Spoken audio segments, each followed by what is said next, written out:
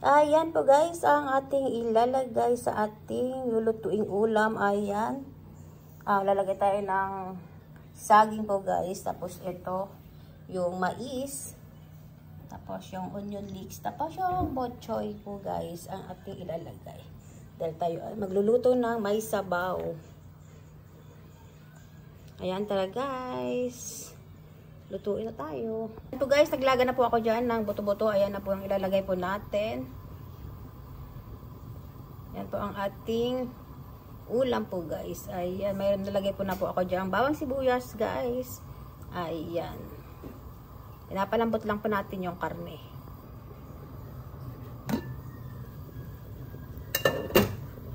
Ayan po guys, maglalagay na po tayo guys ng yung ano guys, yung mais. Lagay na po natin yan lahat.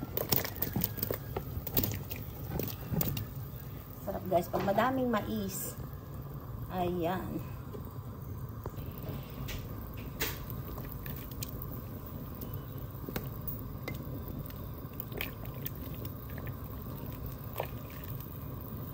Ayan, lagay na po natin yung saging guys. Ayan, ganyan lang.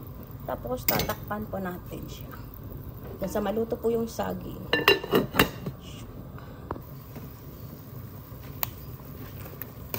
Ayan po guys, nilagay na po natin yung bok choy. Ayan, bok choy nilagay po natin.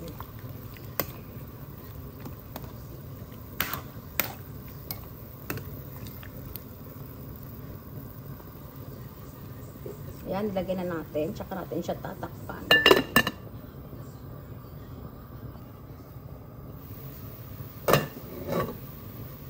Ayan guys, lagay na natin yung onion leeks. Ayan.